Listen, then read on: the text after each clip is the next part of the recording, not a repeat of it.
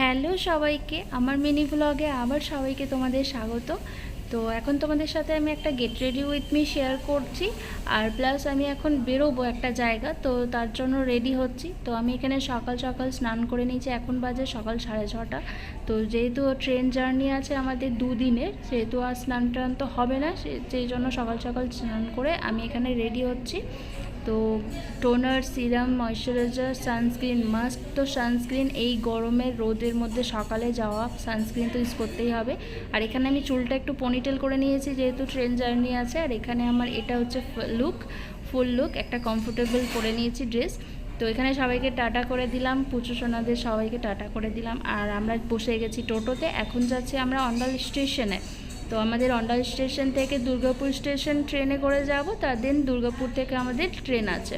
তো চলো, পরের ব্লগ আসবে, তোমরা দেখতে থাকো। সবাইকে টাটা, বাই।